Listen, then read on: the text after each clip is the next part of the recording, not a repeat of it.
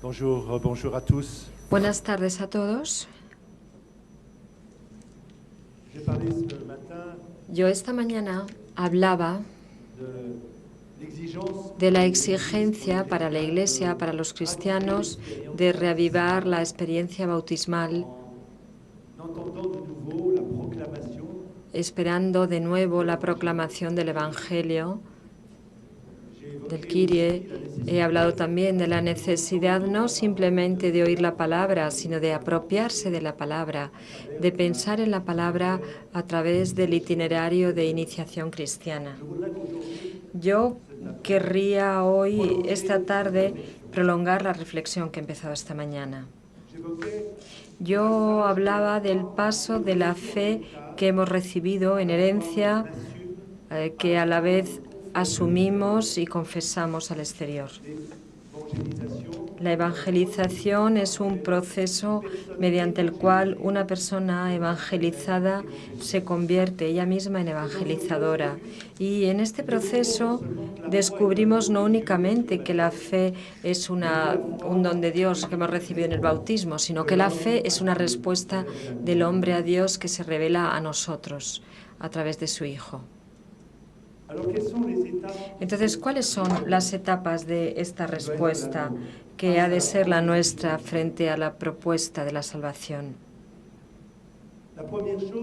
Lo primero, la primera dimensión que yo quería subrayar es en esta búsqueda de santidad, ya que al llamamiento de Dios tiene que corresponder para nosotros esta manifestación de la santidad, una vida santa, y la primera etapa de esta santidad de vida es la disponibilidad al Espíritu Santo. Y cito a Pablo VI en Evangelii Nocendie. Las técnicas de evangelización son buenas, pero las más perfeccionadas no podrían reemplazar la acción discreta del Espíritu. La preparación más refinada del evangelizador no opera nada sin el Espíritu Santo. Sin el Espíritu Santo, la dialéctica más convincente no tiene poder sobre el espíritu de los hombres. El Espíritu Santo es el agente principal de la evangelización. Las auténticas fuerzas que pueden cambiar el mundo proceden del acto de fe que nosotros planteamos, de la oración que elevamos, de la entrega de Dios, de la entrega de uno mismo a las manos del Señor, de la apertura de nuestra vida a la gracia de Dios y al servicio de nuestros hermanos. Un día estaba en África y uso este ejemplo para ilustrar qué es esta búsqueda de santidad de la que acabo de hablar. Estaba en África y me encontraba ante una capillita con gente muy, muy pobre. Y en esta celebración eucarística había, como en cualquier celebración eucarística, el momento de la colecta, el momento de pedir. Y había una cesta muy grande de hueso que circulaba de una fila a otra, y cada cual pues se ponía pequeñas monedas, y la gran cesta llegó a la primera fila delante de nosotros, y había un niño pequeño, tendría unos 5 o 6 años. Vio llegar esa cesta tan grande, trató de meter sus manos en sus bolsillos y sin duda lo que tenía era agujeros. Bueno, en cualquier caso no había nada en los bolsillos. Entonces cogió la gran cesta, la puso en el suelo y se metió él dentro de la cesta. No tenía nada, no tenía nada que dar, lo único que tenía era él mismo. La santidad es eso precisamente, saber darse a Dios en respuesta al don que Dios hace de sí mismo a través de su Hijo. Los elementos que estructuran esta experiencia de disponibilidad al Espíritu Santo, querría desgranarlos ante vosotros. El primero es una experiencia de oración. La misión de la Iglesia, nuestra misión, empieza en el cenáculo mediante una experiencia de adoración y de alabanza. Sin el Espíritu Santo, que es el alma de cualquier apostolado, la evangelización se convierte en proselitismo, en propaganda o en una campaña de promoción comercial. Si el Señor no construye la casa, en vano trabajan los albañiles, dice el Salmo 127. La Iglesia, que está llamada a una misión en extensión, la Iglesia también está llamada a una evangelización en profundidad. La evangelización al exterior comienza por la evangelización de uno mismo. Y retomo una expresión también de Pablo VI. La Iglesia sigue teniendo necesidad de ser evangelizada si quiere dar frescura, impulso y fuerza para anunciar el Evangelio. La misión ad extra de la Iglesia peregrina nace siempre de la misión ad intra, en la comunión íntima de las personas divinas. Una experiencia de oración, un camino de santificación. Cualquier misionero, decía Juan Pablo II en De Ranteris Mission, cualquier misionario solo es auténticamente misionero si se compromete en la vía de la santidad. La nueva evangelización debe ser una nueva santificación mediante la radicalización de nuestra relación personal con Cristo. Mientras que nosotros esperamos que Dios trabaje para nosotros, que nos ayude, que nos apoye, Él espera, el Señor, que nosotros le dejemos trabajar en nosotros y a través de nosotros. La evangelización será así el despliegue exterior de la vida teologal. Tercera dimensión de esta disponibilidad hacia el Espíritu Santo es un paso de humanización. La evangelización conduce a una humanización. El Espíritu Santo nos ayuda a tener una mirada de bienvenida sobre el mundo que Dios ha amado tanto. A menudo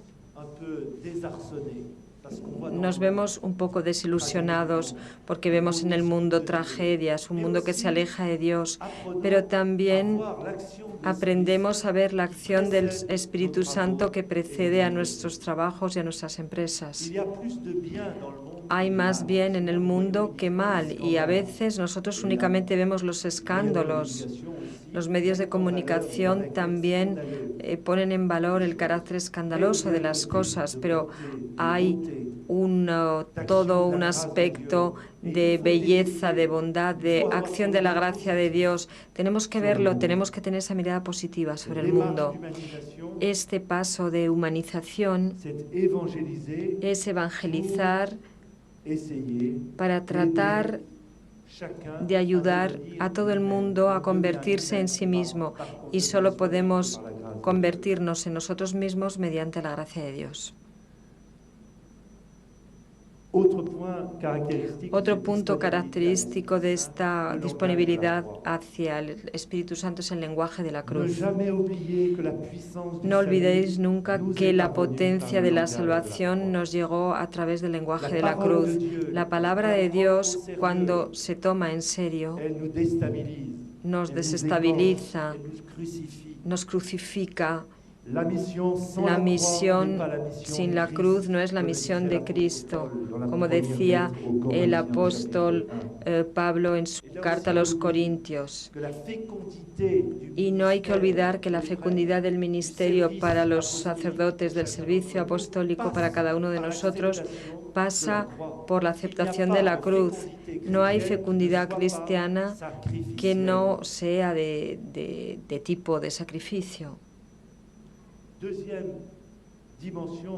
Segunda dimensión en esta búsqueda de la santidad No es únicamente pedir al Espíritu Santo que viva en nosotros, que nos inscriba en un camino de santidad y de santificación, de llevar la cruz de Cristo, de asumir y vivir en la oración, sino que un segundo lugar que yo identifico es la liturgia. La liturgia es el instrumento más eficaz para la edificación de la vida cristiana y la promoción de la evangelización. Es la pedagogía más completa de la fe, ya que conjuga, une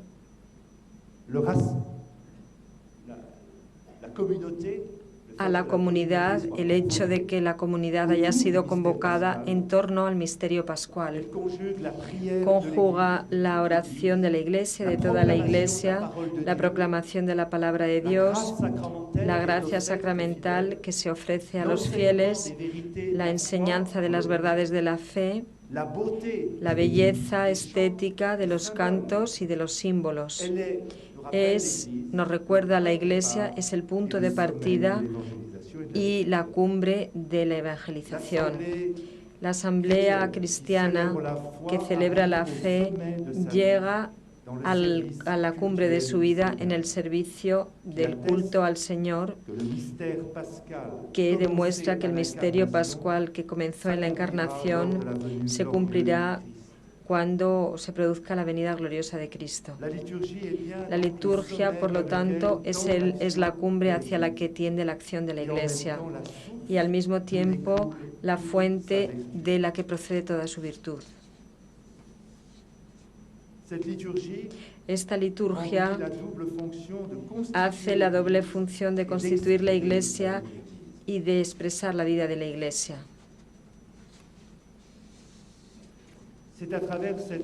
Es a través de esta doble tarea cómo se ejerce en el punto de partida de la misión y de cualquier trabajo apostólico el doble movimiento de glorificación de Dios y de santificación de los hombres. Así repito algunos principios que me parecen muy importantes subrayar cuando hablamos hoy día de la liturgia como el lugar, el hogar, el lugar donde va a vivirse esta santificación personal. Vamos a enumerar algunos principios. En primer lugar, celebrar con respeto, dignidad e integridad el misterio de la fe. Y añado, sin charlatanería, sin improvisación, sin tomas de poder por parte de un grupo o de otro que instrumentalizaría la oración de la Iglesia en beneficio de su propia sensibilidad. En mi diócesis hay un cura que tiene una idea. Dice, voy a hacer la misa del despertar. Él tenía la impresión que en muchas misas la gente dormía. Entonces dijo, voy a hacer una misa del despertar. Y yo le dije, bueno, mira, si tú usas esta expresión misa del despertar, es algo que se va a interpretar muy mal porque va a subrayar el hecho de que la liturgia sea un lugar donde uno se duerme, donde uno se queda así un poco atontado. La expresión es desafortunado. Entonces él lo aceptó y dijo, bueno, no misas de despertar, pero sí asambleas o reuniones del despertar. Muy a menudo, si no valorizamos la liturgia en todas sus dimensiones, en su simbolismo, nos veremos tentados en reconstituir en el exterior una nueva simbología, porque necesitamos la simbología para expresarnos, necesitamos una cierta estética. Y si no nos hacemos cargo de ello y no lo valorizamos en el marco de la oración de la Iglesia, existirá la tentación de querer inventarla o crearla en otro lugar.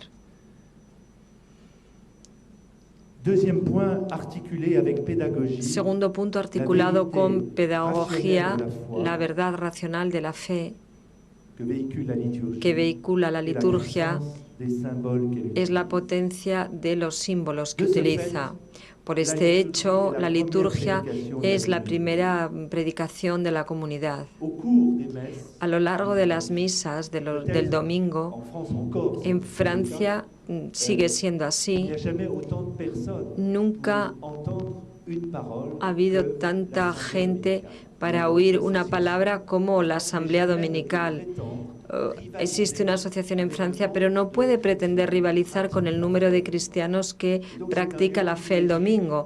Eso hace que sea un lugar privilegiado para que resuene la predicación, para hacer vivir una experiencia, para transmitir el contenido de la fe de la Iglesia. Y si no llegamos a hacerlo en la liturgia, entonces llegaremos a mucha menos gente al exterior. Hay que privilegiar en nuestra pastoral ese lugar que nos ha sido dado, donde con pedagogía podemos transmitir el mensaje evangélico y la enseñanza de la Iglesia. Y esta enseñanza está rodeada de la belleza de los signos y está puesto de relieve en el caso de la liturgia. El redescubrimiento de todo esto es poderoso y habla a la inteligencia y al corazón de los fieles, en lugar de reinventar una simbología improvisada y ficticia. Esta pastoral sacramental tiene que valorizar también la participación plena y activa de los fieles a la celebración del misterio pascual, lo que supone prepararse para ese encuentro esencial con Cristo.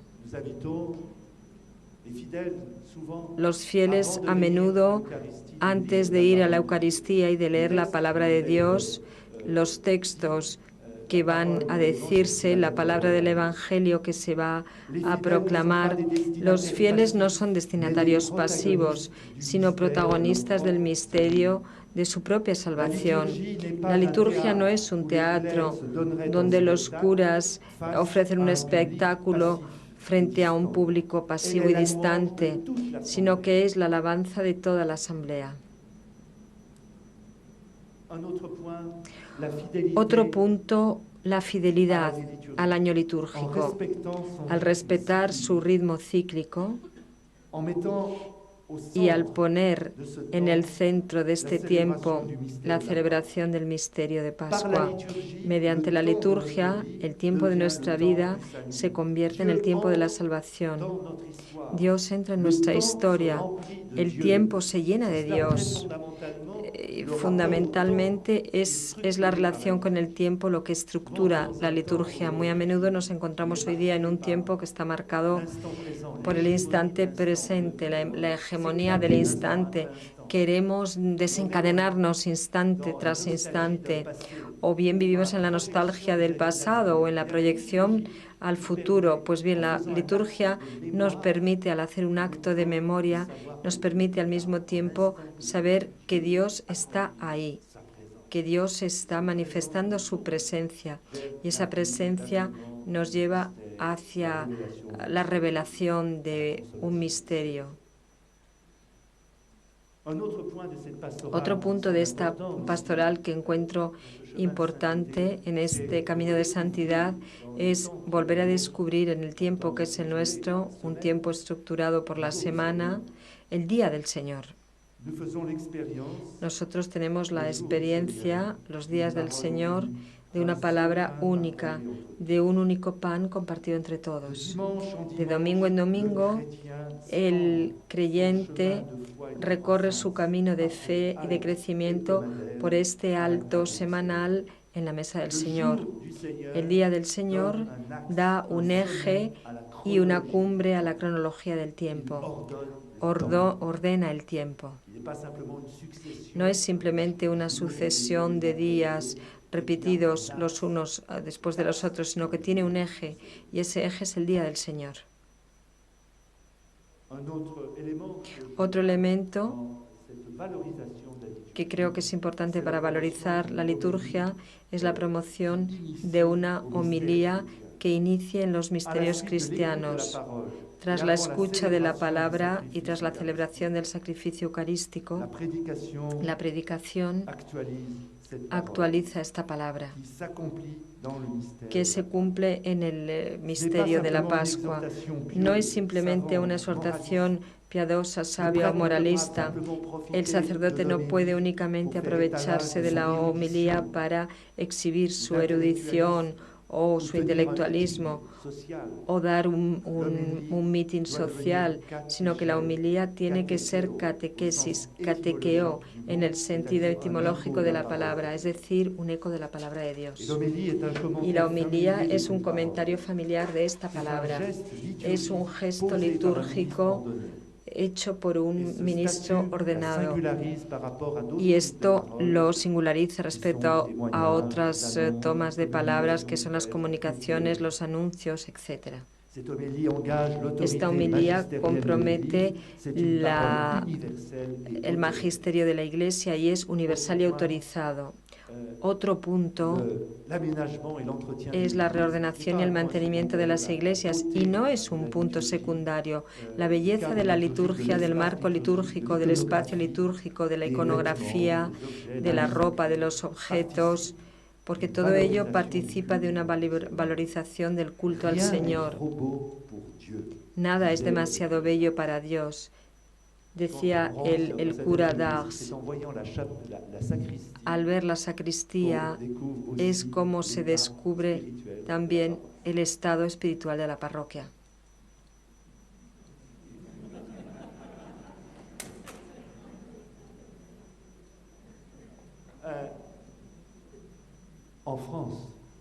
En Francia, por lo menos.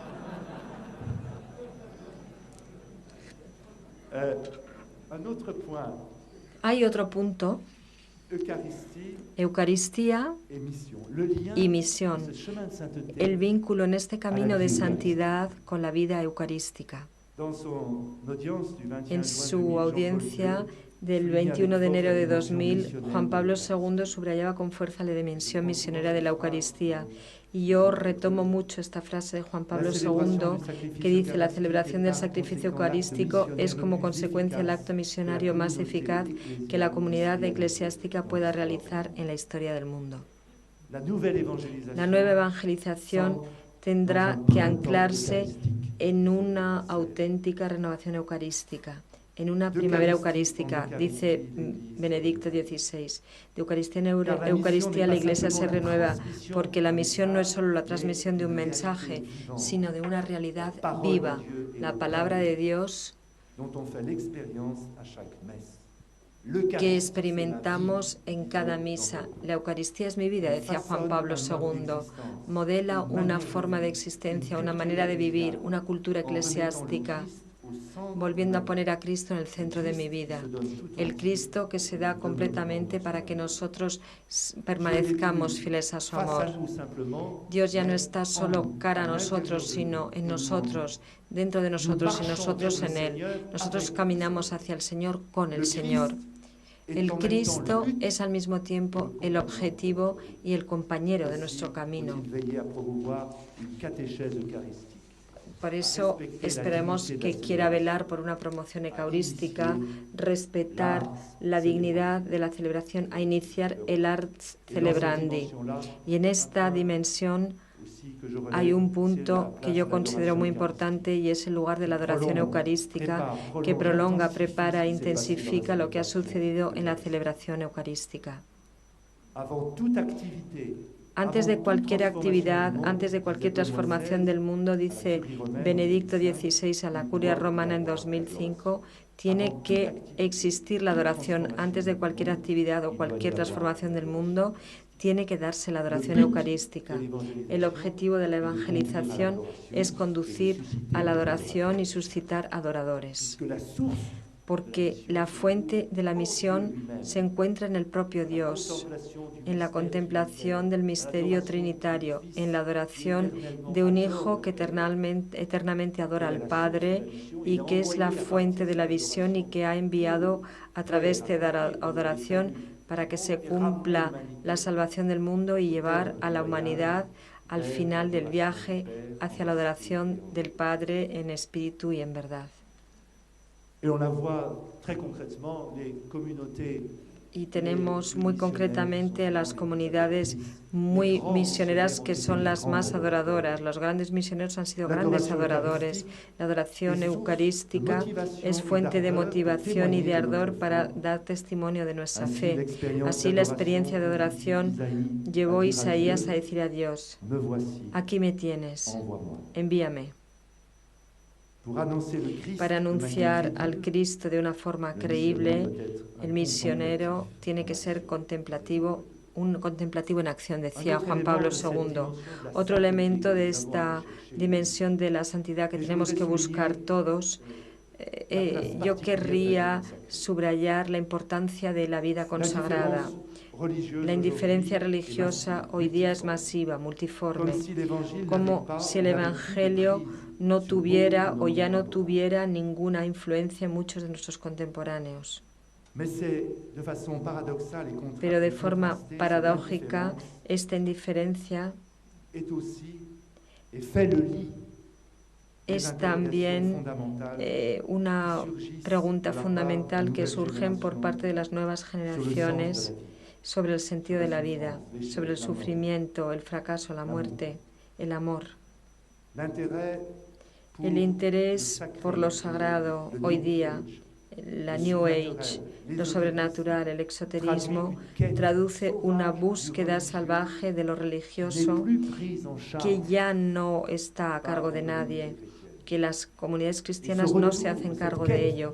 Y esta búsqueda de lo religioso se traduce en un movimiento de un elemento constituyente de la identidad humana, que es la dimensión de la interioridad, la dimensión de la trascendencia. Pero esta vuelta a la interioridad y a la trascendencia, desgraciadamente, está contaminada por el carácter individualista, emotivo, introspectivo, fundamentalista de esa religión de la interioridad, de esa nueva propuesta de espiritualidad que a menudo proviene de la sabiduría oriental, por la deriva de los sincretismos devocionales que arruinan la fe en Jesucristo.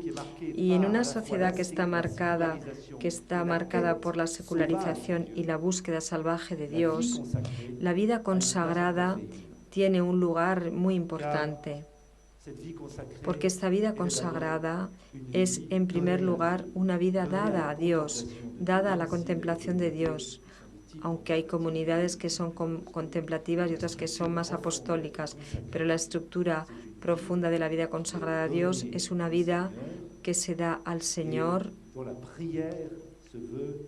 y donde la oración es de adoración y de alabanza al Señor. Y esto está marcado por el eclipse de Dios, según Benedicto XVI. El testimonio de la vida consagrada subraya que la finalidad del hombre no se puede reducir a este mundo. El compromiso religioso tras Cristo viene a decir hoy día en la tierra al hombre contemporáneo lo que él está llamado a vivir en el cielo.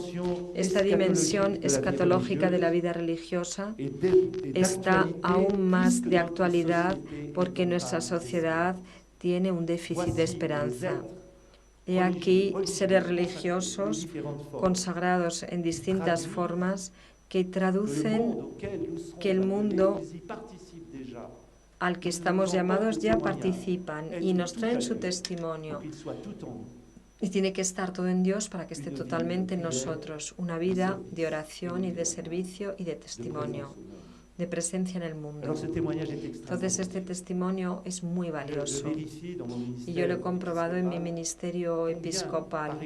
¿Cuántos, por ejemplo, en ambientes o en barrios desfavorecidos, donde hay muy pocos cristianos, la presencia de algún consagrado, de las hermanitas de los pobres, de las hermanitas de Jesús, o aquí, y lo vemos también en Marsella, otras comunidades nuevas o antiguas, esa presencia de la vida consagrada significa un estilo de vida y lleva un testimonio que es importantísimo a hombres, mujeres y jóvenes en especial que no tienen el sentido de Dios. He aquí hombres, seres humanos que significan esa presencia. Es decir, que su vida se ha comprometido con Cristo para significarlo, a veces sin poder decirlo, y estoy pensando en situaciones donde hay una mayoría islámica, y pues allí hay que expresarse mediante la presencia, mediante la caridad, y a menudo son respetados. En esta búsqueda de santidad, quiero terminar con un punto que es el de la acogida de los nuevos carismas. ¿Qué entendemos por carisma?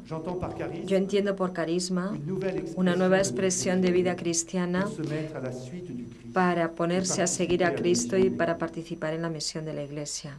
El carisma lo da el Espíritu Santo, pero tiene que haber sido reconocido por la Iglesia, porque no podemos decir cualquiera de nosotros, yo tengo un carisma, ¿no? Tiene que haber un reconocimiento oficial de la Iglesia. Decía que el carisma se ha dado para el bien de toda la Iglesia, posee un carácter universal y aporta consigo una novedad de vida, una nueva manera de expresar el Evangelio, de comunicarlo.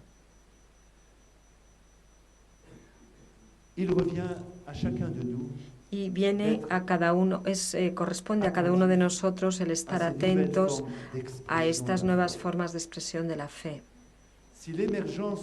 Si la emergencia del cuerpo eclesiástico en su fuente, en la vida sacramental, encuentra su forma expresiva, decía Juan Pablo II en una homilía que pronunció el día de su ascensión al ministerio, en octubre del 78, encontró su fuerza expresiva y su forma operativa, su forma histórica concreta a través de los distintos carismas, que son como fuentes que constantemente regeneran la autenticidad existencial e histórica.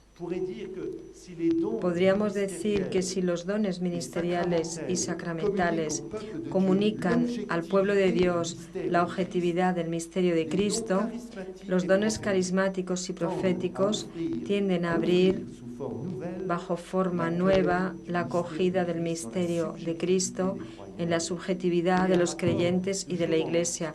Como veis, hay una relación en lo que tiene la Iglesia de objetividad y en la forma de recibir, de poner en marcha estos dones objetivos, y esto es a través de la subjetividad del carisma para el servicio y la edificación del pueblo de los creyentes. Por lo tanto, corresponde al pastor el ser disponible, el acoger estos carismas, en valorizar el potencial, comprobar la disposición a la revelación y a la doctrina de la fe, a integrarse en la vida de la fe y a enriquecer la originalidad. Para adquirir una auténtica madurez eclesiástica, cada carisma no puede absolutizar su expresión y decir, la única manera de ser cristiano es esta. Porque en el pueblo de Dios nadie puede pretender tener la totalidad de carismas. Es la única, la Iglesia, la que tiene todos los carismas, la que los puede discernir. Acoger la eclosión de estas nuevas realidades eclesiásticas, de estos nuevos carismas, nuevas comunidades o antiguas, en el seno de estructuras tradicionales, reclama por parte de los pastores y de las comunidades una auténtica disponibilidad espiritual, una pedagogía pastoral para acompañarles, animarles y ayudarles a tomar parte en la revitalización del terreno eclesiástico.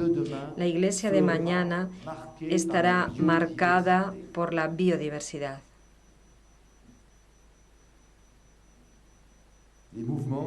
Los movimientos, las nuevas comunidades no son algo puramente accidental, de no sustancial a la vida de la Iglesia. Constituyen otras tantas modalidades originales de vivir los misterios de la Iglesia. Constituyen viveros y aguijones del dinamismo espiritual y misionero de la Iglesia.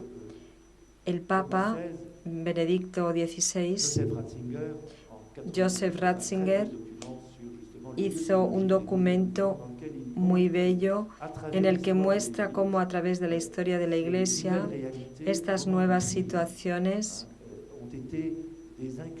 han sido incubadoras, estimulantes para renovar la expresión de la misión de la Iglesia.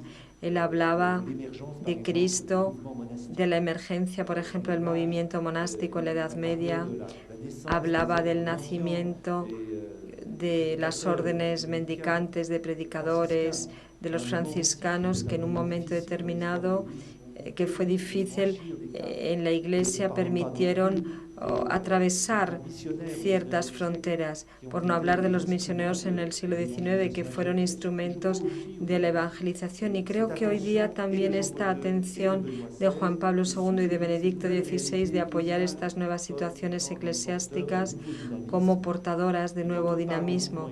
Y cuando hablamos de movimientos eclesiásticos, también sucede en la base, en las parroquias, en las comunidades. Hay gente que tiene iniciativas, que tienen un carisma singular. Nosotros tenemos que acogerles, acompañarles, corregirles, apoyarles para que puedan participar en el don del Espíritu Santo que pasa a través de ellos a esta edificación de la Iglesia y a su misión.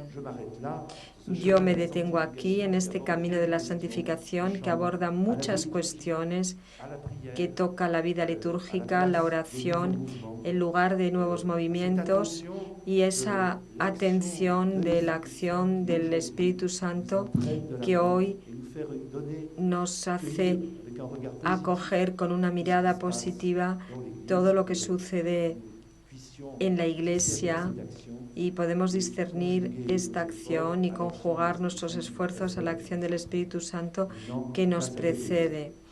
Ahora dejamos un espacio para las preguntas. Muchas gracias por su atención.